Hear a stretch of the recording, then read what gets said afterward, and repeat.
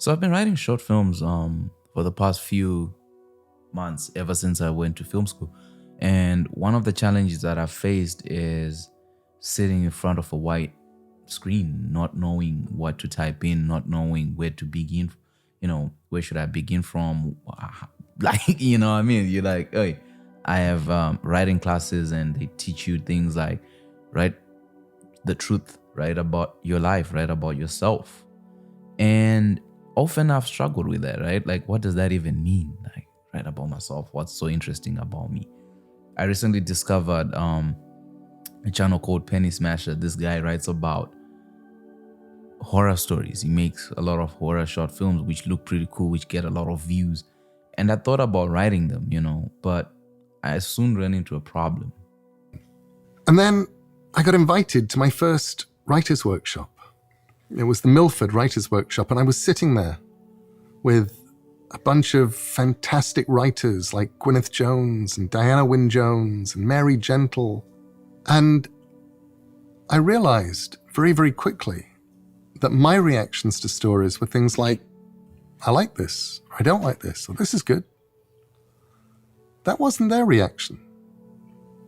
They were responding to stories on a much deeper level. They were reading different stories to what I was reading. And I realized I was reading the stories as an audience.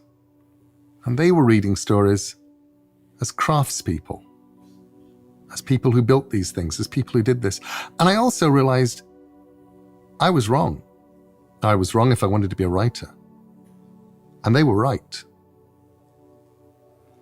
And that experience, more than anything else, I think changed me.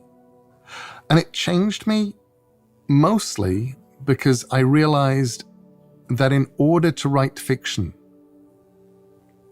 I needed to be honest. Up until that point, I had a facility with voices. I could do essentially impressions of other writers. I could write things that felt kind of like things that other writers would have written and written well. But I didn't have anything to say. And that wasn't because I hadn't lived. That was because I wasn't really prepared to say anything true about who I was. I didn't want to be judged. I didn't want people reading any of my stories to know who I was or what I thought or to get in too close.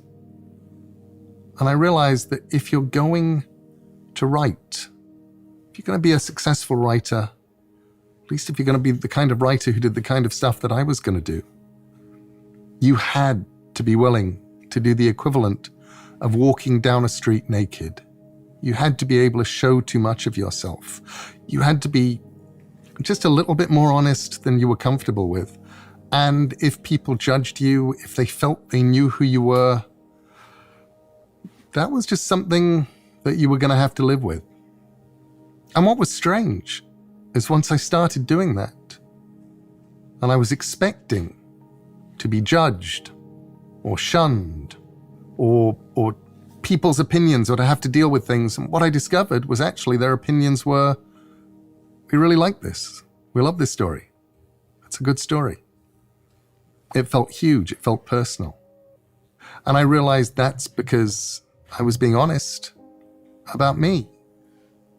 And some things, when you get really specific, apply to so many of us. So that was how I took my darkest period and eventually turned it around. As a writer, I tend to sit in front of the screen and not know what to write. I try to come up with ideas, nothing comes. I once heard this thing that originality is the thief of creativity. In the sense of you constantly trying to come up with new thoughts, new ideas, new ways of writing. And as I've developed in the past few months, I've started to realize that the best thing for me is to write stories, is to write the truth. I recently saw David Finlay's YouTube page, which is called, if you don't know who he is the guy behind Shazam, the director of Shazam. I recently discovered his YouTube channel where he writes these horror short films, and I was interested in that, and I wanted to write a horror short film and speak about that. But as soon as I was in front of my writing software, which is Final Draft, I couldn't write anything because for me, growing up, I wasn't afraid of the dark. I mean, like I don't have horror dreams or horror things. Like we didn't have scary things coming up, like growing up, because mainly most of the times being in the dark was part of life for us. We were not afraid of things coming out of the dark because it just meant electricity had gone. There was no electricity, so there was no need to be afraid. It's just the same house now in darkness, and there were no things that come out in the dark that wouldn't come out during the day. So I didn't grow up afraid of anything. So for me, if I was to write a horror story, it's just something that's technically impossible. But there are stories that I can write that can be scary, but it'll be those psychological fears, because most of my fears were always like, when my parents would go to work, what if they don't come back? Those type of thoughts terrified me. So I realized that I cannot copy paste what he does, but I can learn from what he does. And I'm making this video specifically for writers and people who are interested in storytelling, in the sense of, I think there's a lie that we've all been told, that you have to write original things. You have to come up with these original thoughts. You have to have this crazy imagination to be this amazing person. The truth is, you just have to be honest and tell stories about your life, the stories that you've lived. I'm almost 30 years, and in these 30 years that I've been on this planet, I've experienced different things. I've been in different moments. And for me, most of my storytelling falls in the sense of love, because growing up, that's something that I yearned for, but that's something I was exposed to. I saw different types of love, be it a mother-son relationship, be it couples getting married, couples getting divorced, a child being born. Those experiences have shaped how I see the world. And most of my stories, if you've looked at the short films that I've posted on here, are about love. And that's something that I feel like moving forward, I'll be telling stories of. I have all the experiences. I know what it's like to be in love with someone. I know what it's like to leave someone. And moving forward, all my stories will be based off of those experiences, because they mean so much to me. And I enjoy those type of movies as well.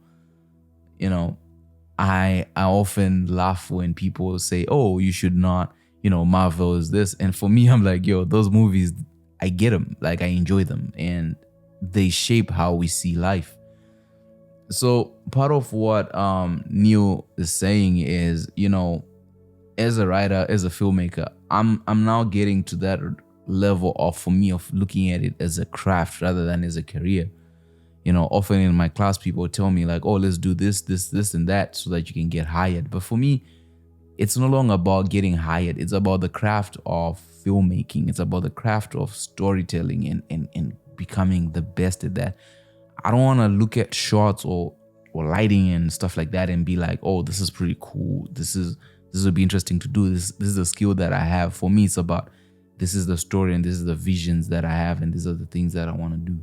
And I feel like for all of us, you watching, one thing that you can take out of this video is, if you're ever sitting in front of your screen and you cannot write something, just know that you are lying to yourself. Like, there is no way that if you were to write a story, you're writing a memory, and you quote unquote have to be naked. You have to open yourself up to yourself, because you're the only person who sees what you write. Once that story is on your laptop or on a piece of paper, however you write, you can then shape it into what you want.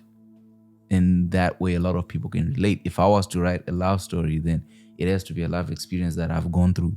That's the only way you can capture the essence of what you're trying to write. So I feel like this is a skill every filmmaker needs to know.